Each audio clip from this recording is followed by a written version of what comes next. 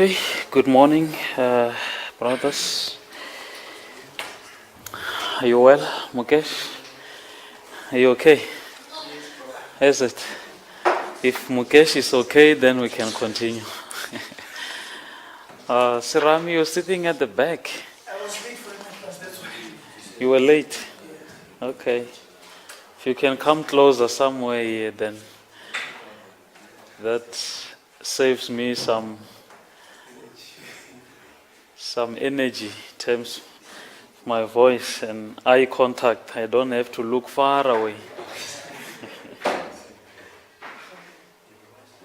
Yeah.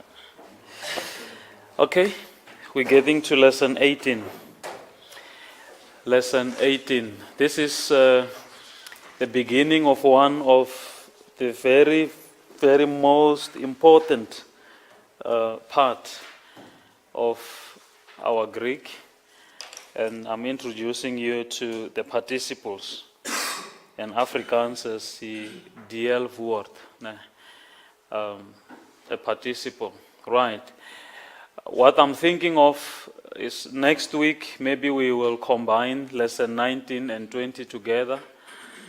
Again, in so doing, we will be sparing yet another week towards the end of the semester so that we can, the sooner we finish the lessons, we get into exercises. We're not going to postpone our classes because we finished our lessons. No, we will just come and do exercises together, the microstructures and so forth, and also helping the rest of the brothers, the Okenda students elsewhere. So that's what I'm planning for next week, to combine lesson 19 and 20 together. Actually, lesson 18 to lesson 20, they all deal with participles. It's only that we introduce one at a time. So if I can at least combine the two next week, we spare ourselves a week to do more exercises. But today it's all about lesson 18, and this is what we have to look at. So our study outcomes. The very first one, to recognize and explain the nature of Greek participles, right? Then we will get to know what a participle is and how do participles work, their functions, and so forth. So this is the first one. We will get to know the nature of the Greek participles, okay? And secondly, it's all about recognizing and explaining the forms of the present active participle. The present active participle. And then third, recognize and explain the forms of the present middle or passive participle. Now you can sense I'm talking about the present and active and then participle. So the question is, what is a participle then? If I am explaining it or defining it as like a verb, you remember present, active, indicative, okay?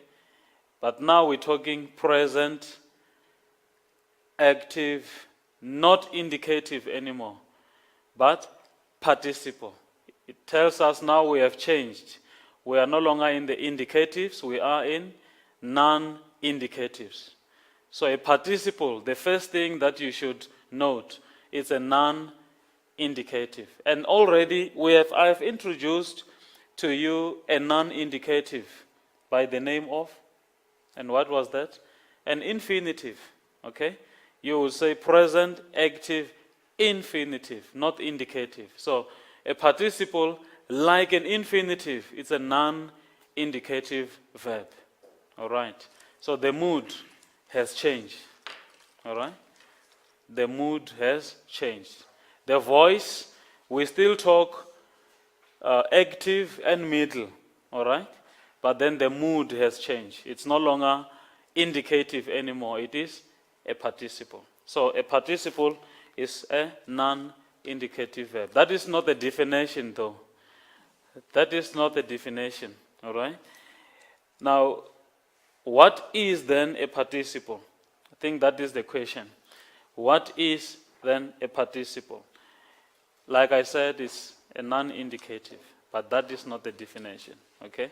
The definition of a participle is the one we have here, and I want us to take time on this. A participle is a verbal adjective.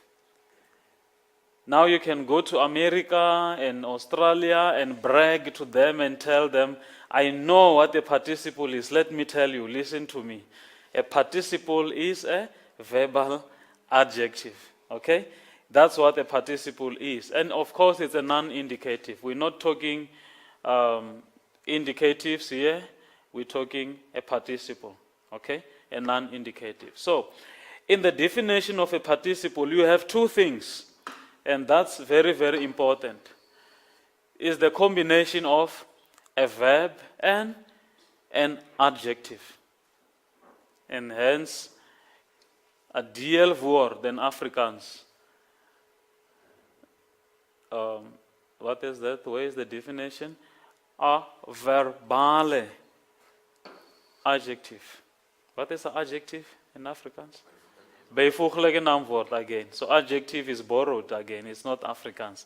So it's eintlik a verbale wat? Bijvoeglijke naamwoord. Of, a verbal adjective. Okay? So there are two things here. When you look at the verb and look at the adjective, we are going back to lesson, I think it's lesson 6. And then the verbs, lesson 2, lesson 8, and all those things. So this is basically going back to what we have done already. But then we are combining these two things, the verb and the adjective. When they come together, they give you what? A participle. And that's how we are going forward. So if you have forgotten your lesson 5 and 6, when I introduced to you all the participles, is it lesson 5? Is it so? Okay. If you forgot how adjectives work, then you are going to have it difficult. You must go back to lesson 5. And that's why I gave you an admission test, testing you for all the lessons we have done before. Okay? The reason was this. Because if you're still getting 5% on that, it means your knowledge of the adjectives is not up to standard. And then you're going to struggle in lesson 18.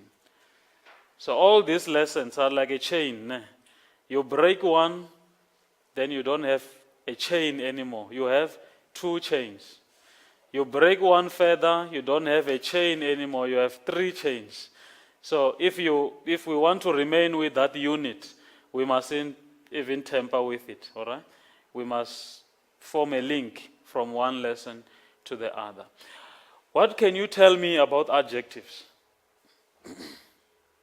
Anything you remember about adjectives? This is the good way to start when we deal with participles. Pararai? It describes about the verb. An adjective describes a verb. It describes how the thing was done. How the thing was done. You're confusing me more. What is an adjective? What do you remember? That cannot be true. Pararai? Describe a noun. An adjective describes a noun. Okay? So what we know about adjectives so far is that it has everything to do with the noun. Okay? And what else? Tell me anything you remember about adjectives. It's needed here. It's very important. Mukesh? Adjective describe about noun, good or bad. Good or bad? Okay, good. Not bad. Okay. It describes a noun. It describes a noun. Okay, let me ask you, how does it describe a noun? It gives information about the noun. Yeah, well, it gives information about the noun. Yes, correct. It can be attributive or Now you are talking. Now you are talking.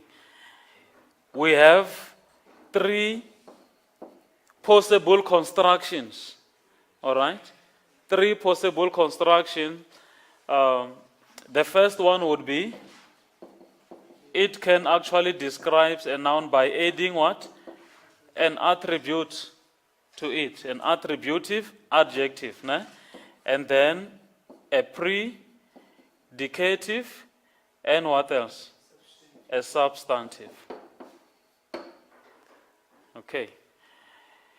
But then there are three things, three main characteristics that an adjective will always agree with the noun with. What are they? The three main characteristics through which or by which the adjective has to be agreeing with the noun it modifies. It's case, gender, and number. Case, number, and gender. So, remember all those things we learned about case, number, and gender. Okay. I won't talk much about the verb. We have been dealing with verbs. You know all the 6 tenses, right? The primary tenses and the secondary tenses. All the primary, the present, the future, and the perfect. That is now the primary tenses. And the secondary tenses, the aorist, imperfect, and the pluperfect. Okay. So all those, we need them here. They are very important. We cannot continue with participles without this revision. Okay. So therefore, what's going on? Sorry. Yeah. Now, a participle then is a verbal adjective, and you know everything about verbs. I've tried to remind you now, and then you know everything now about the adjectives. And what else?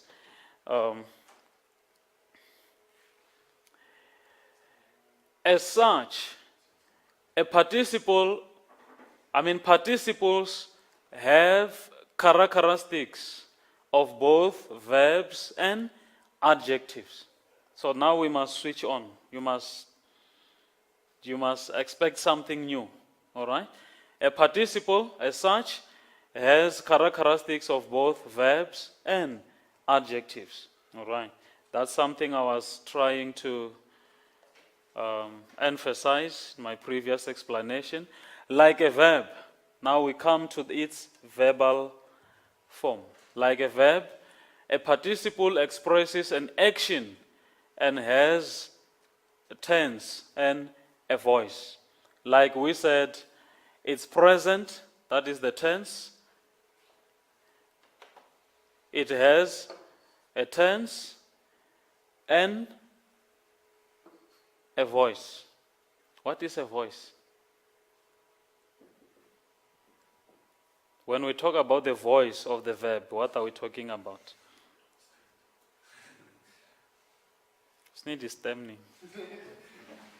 When we talk about the voice of the verb, what are we talking about?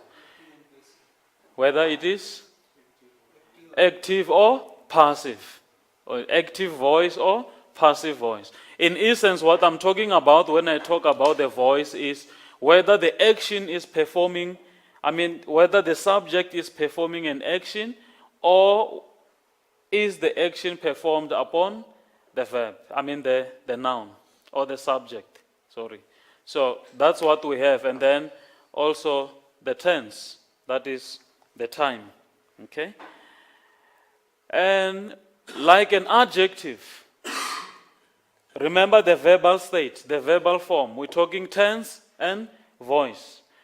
But like an adjective, a participle is related to a noun with which it agrees in case, number, and gender. You remember those things. The three main characteristics: case, number, and gender.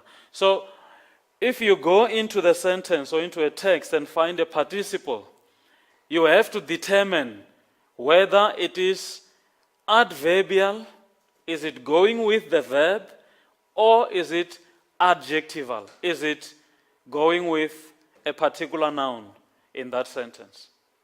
Are you getting that? Did you get that? Leave the notes, just listen. If you find a participle in the sentence, you must determine whether it is going with the verb, or is it going with the adjective. You understand that? And then in that, I have actually just summarized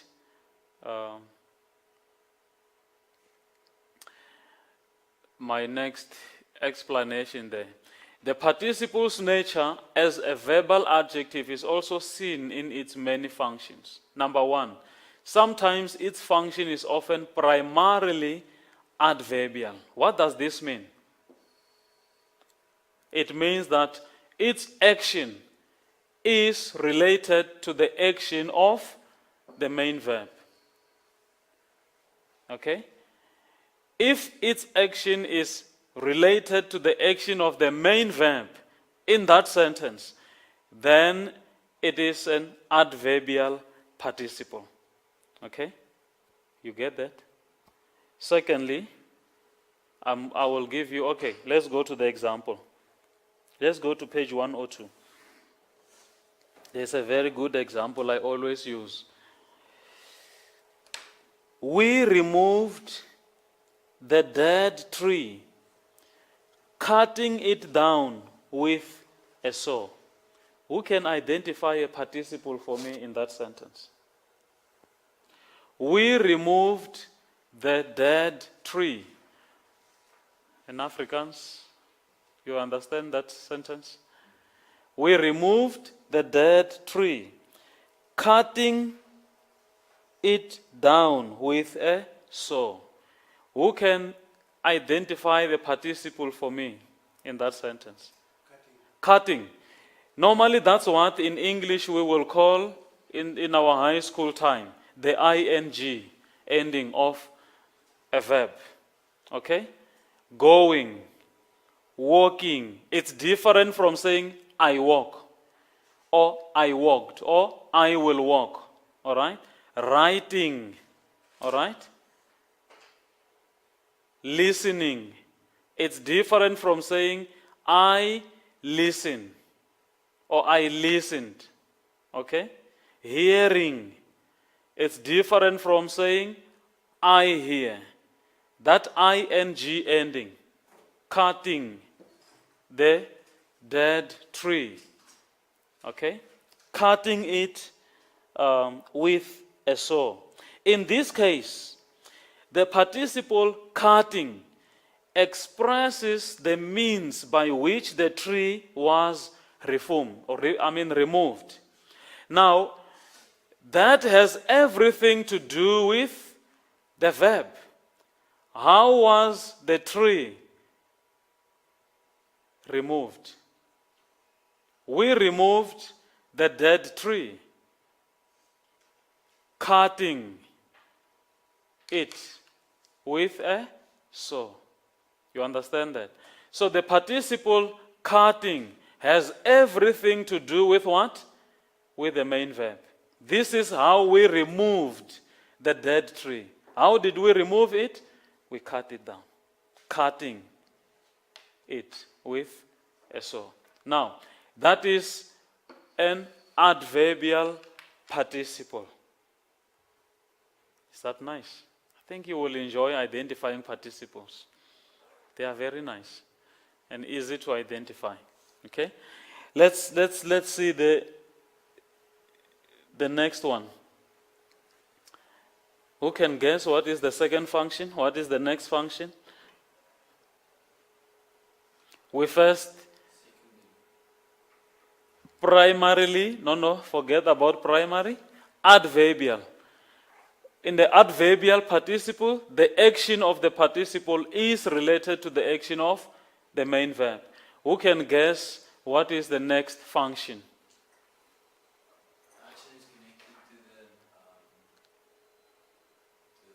To the noun. And what will that be? What is that type of a participle? It's an adjective. Adjectival participle. Okay? Now let's look at it. A participle's function may also be primarily adjectival. Okay? Adjectival. In which case it gives information about the noun or pronoun. Okay? And again, there is a very good example in page 102. The adjectival participle. Let's look at the sentence.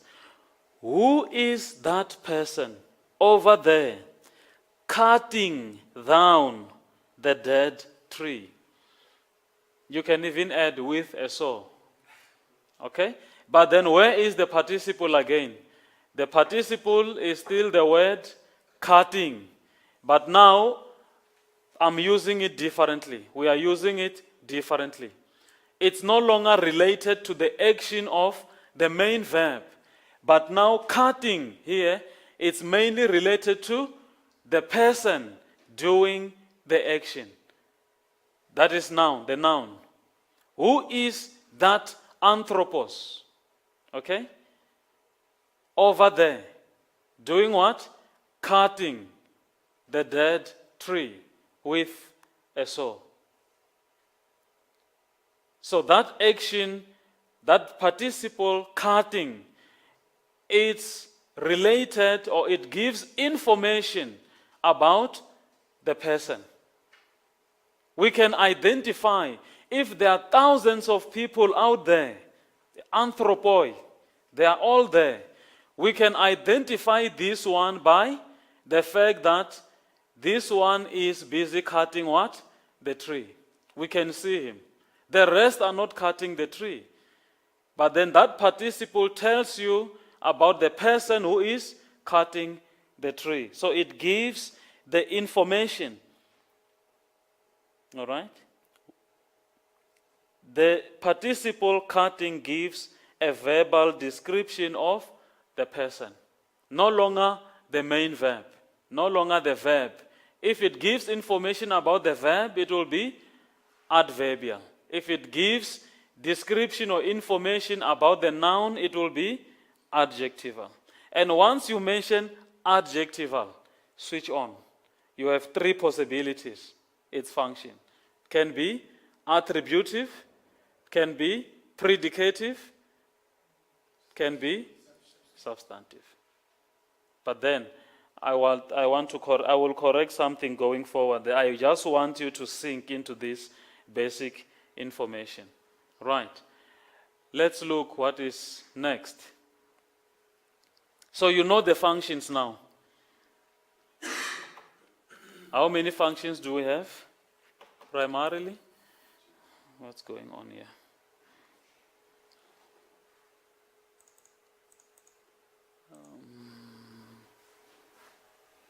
Two functions, and now we're stuck.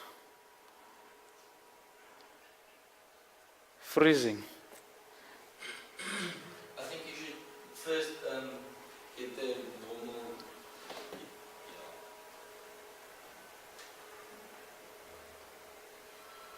Okay? But remember, the tense of the participle has nothing to do with the time of action. Nah.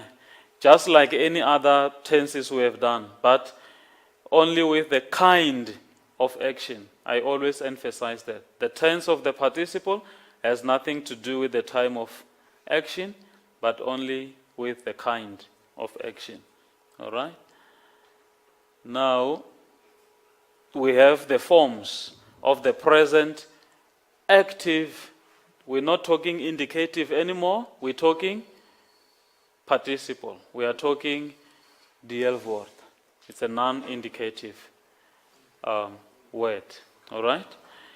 Now let's look at that in page 102.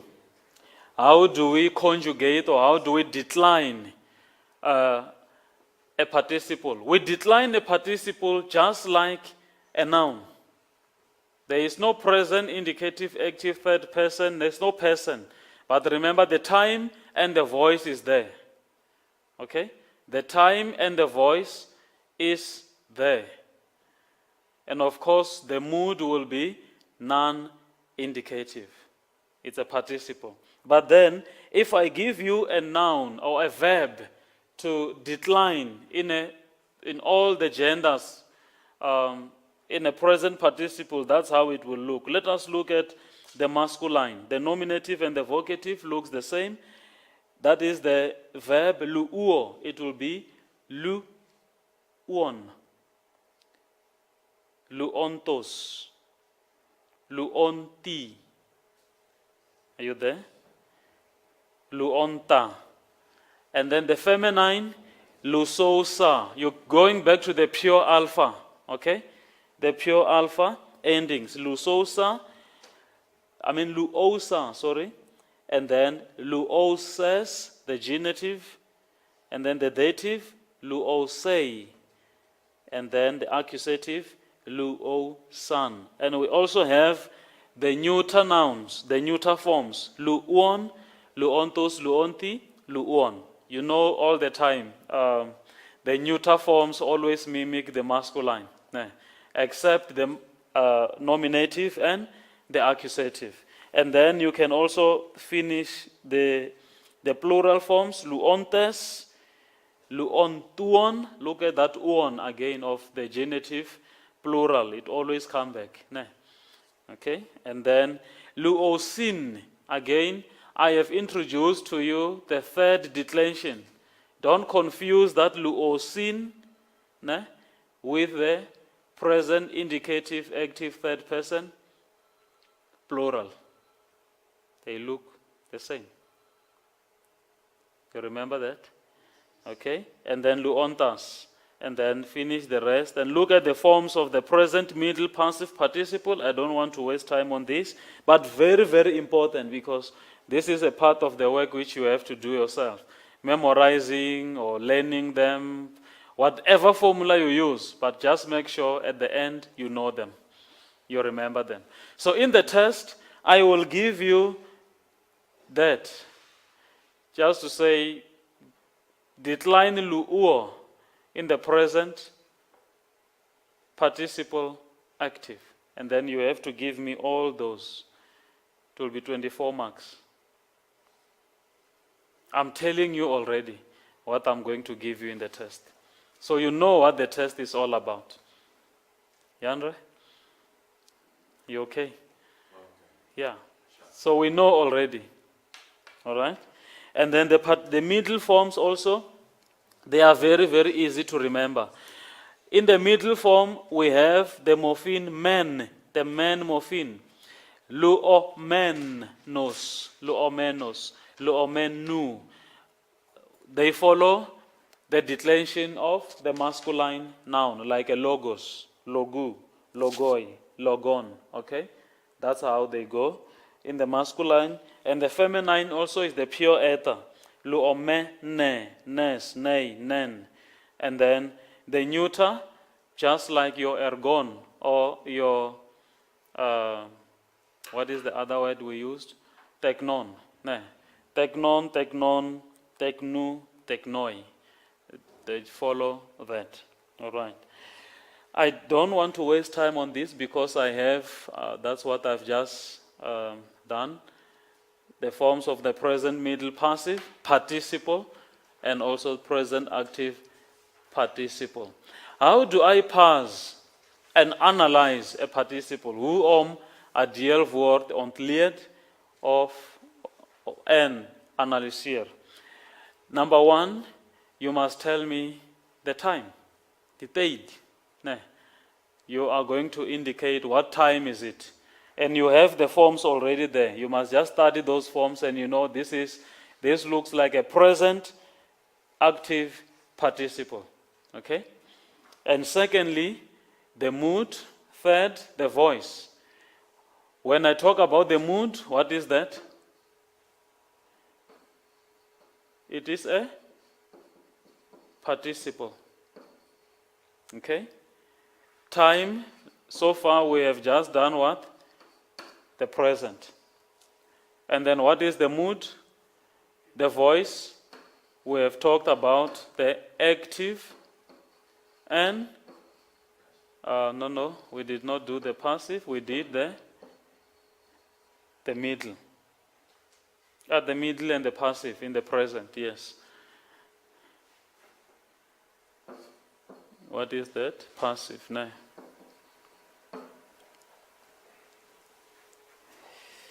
And what else?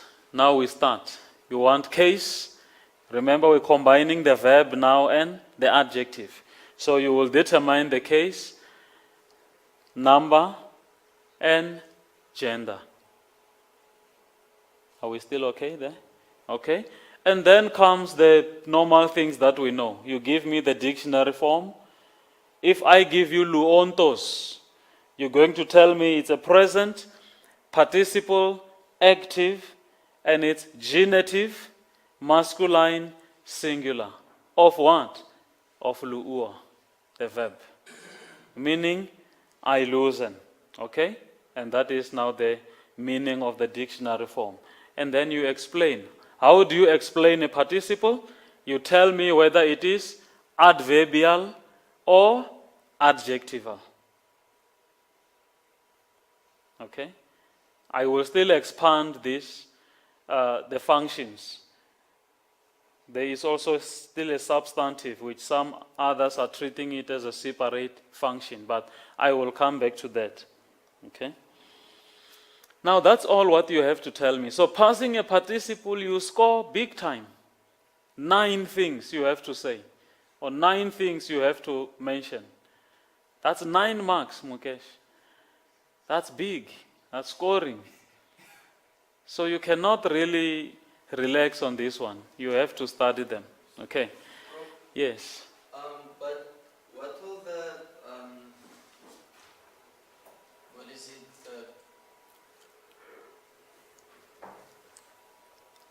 How will you determine whether it is a verbal or adjectival? Is it when it is the cutter of the cutting?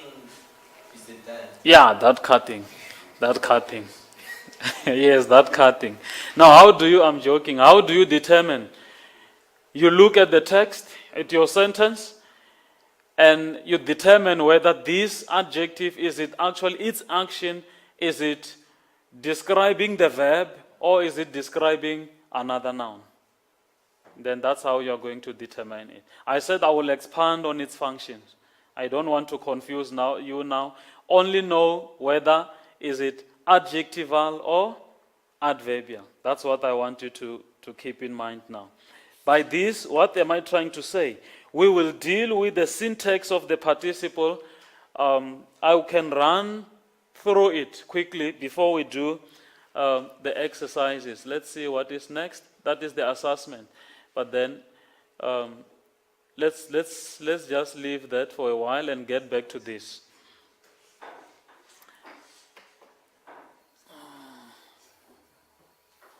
If you have these notes with you, now this is how you will remember them. The time, mood, and the voice. This is the verbal aspect, all right? And then the case, number, and gender. This is the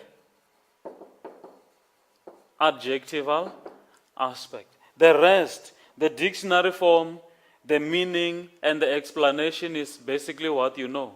From our nouns, we dealt with the nouns, and also the verbs. You will always give me that dictionary form. So here are the 2 things. That's why an adjective is a verbal, a participle is a verbal adjective. Okay? I want us to go through this information in page 104. Let's look at it quickly, word for word, and then we can do a sentence or 2 and see how the participle is translated. A participle may occur in any of the positions described in the previous lessons: attributive, substantive, or predicative. We're dealing with an adjective, right? The presence and position of the definite article will usually make it clear which construction is being used. So the one thing that we have to look at very seriously and attentively is the article, the definite article, all right? A participle in an attributive or substantive construction will have an adjectival function in the sentence. Then I'm dividing it now. The participle in an attributive or substantive. What is attributive? Let's go back to that. Ho, Carlos, it's very close now. Ho, Carlos, remember that adjective, Carlos, what does it mean? Good. And then ho, Adelphos. Look at the definite article. That is attributive. Okay? What is substantive? Ho, Carlos. Only. The good one. That's substantive. The good brother. Attributive. All right? The good one. It's substantive. Now, if you find a participle in this scenario, it will serve as an adjectival function in the sentence. Are we there? Are we there?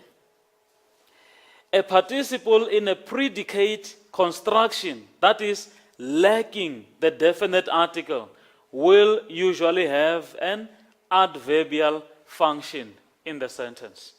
So, here we have, first and foremost, the adjectival.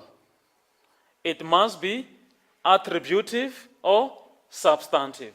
And then number two, what do we have? If it stands in a predicate position, then it will serve as an adverbial participle. Now, but what is the predicative position? Can you give me an example?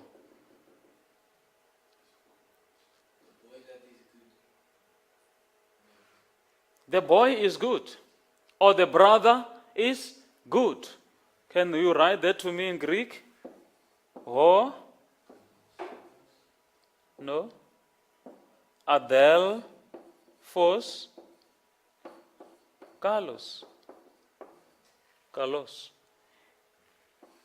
That adjective, it's not in between there, it's outside, and it does not have its own article.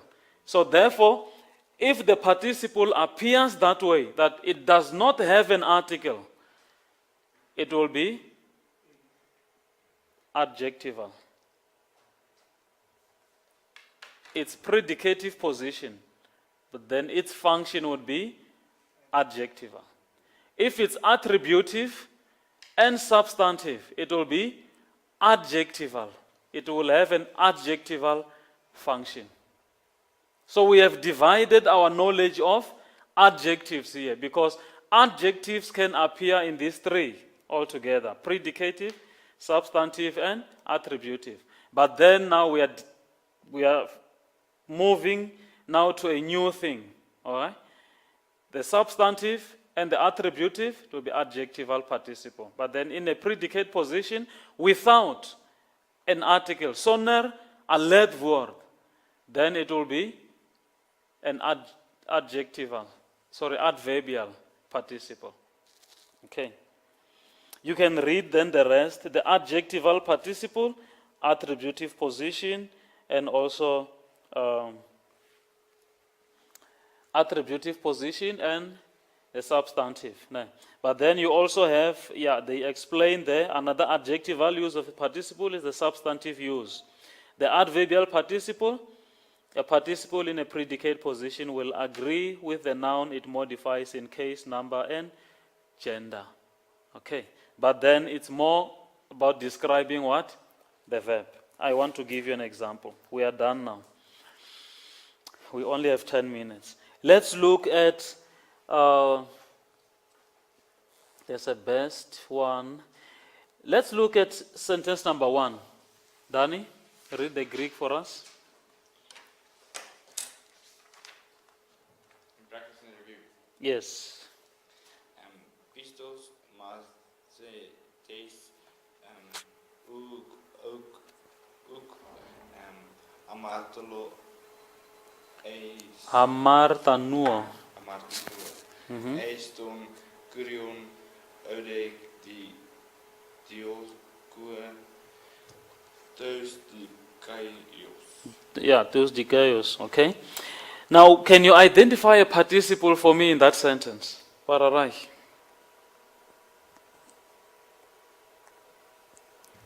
Any participle?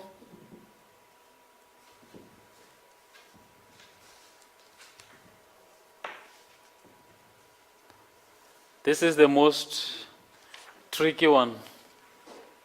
Of course, if you haven't learned how to conjugate them or how to decline them, you won't know, right? Look at the present participle of Amy. I actually forgot to mention it. The present participle of Amy. Are you there? Page 105. The present participle of Amy. We have dealt with the present indicative active of Amy. You know that Amy, Esteem, okay? And then we have dealt with the imperfect indicative active of Amy. You remember the amen, sn, amen, ete, esan. Now you deal with the present participle of Amy. And then you have that un. It's nominative, and it's masculine, it's singular. And that's what you have in that sentence. Pistos mathetes un. That's a participle. You can say 9 things about those 2 words, those 2 consonants, or vowel and, that verb, that word. Pistos mathetes un. So pass that un for me. You would say it's a present participle, active, nominative, masculine, singular of Amy, meaning I am. Amy is not being, it's I am. But then when you translate it, you will say being. Okay? Let me give you the translation. Being a faithful disciple. You there? Pistos mathetes. That should be easy. Being a faithful disciple, I do not sin. Okay? Uk hamarta nuo. I am not sinning, or I do not sin against the Lord. Eiston kurion. Against the Lord. Nor persecute the righteous. So these are the 2 things. Being, that's a participle. Being a faithful disciple, I do not do 1 and 2. I do not sin. Okay? Nor persecute the righteous. I love that diokuo tus dikaios. It's an adjective again, and it is a substantive. Okay? The substantive use. I do not persecute the one who is righteous, or the ones who are righteous, or the righteous ones. Are you there? You're getting a sense of how the participle work now. Okay? But that is just 1. Let's look at sentence number 2. Yandre, you read the sentence for us. O katheminos epitiu fronu minos kai tas kardiaston amartolon kai lokizeitai tas Amartias. amartias uti autios. Aftois. Can you identify a participle for me? Something that looks like a verb, but it's not actually a verb. It has an ending of a noun. That's what a participle looks like. It looks like a verb, but it has an ending like a noun. It's a verbal adjective. Remember that. It's not ton amartolon. No. Kathemenos. It starts like a verb. You know, kathezuo, meaning I sit, or kathemai. It means I sit. But it has that os ending at the end. It begins like a verb and it ends like a noun or an adjective. Okay? Now let's look at that. It has a definite article. Go back to my notes. What is the possibility here? Eh? It has a definite article.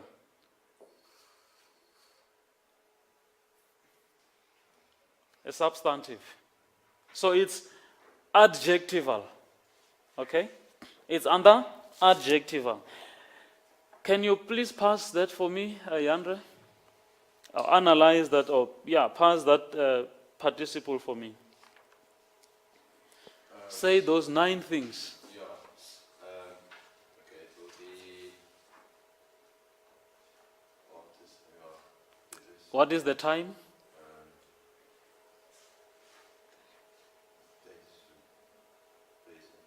It's present. That is the only one we have learned now. So you don't have to scratch your head. Okay, and the mood? It's a participle. And the voice? The onus, men. Onus, what is that? It will be active. No. A middle or passive. Okay? Now let's come to the case. What is that? What is the case? The os ending? It's Nominative. nominative. Okay? Case, that number, the os ending, singular, masculine. Of what? Of which word?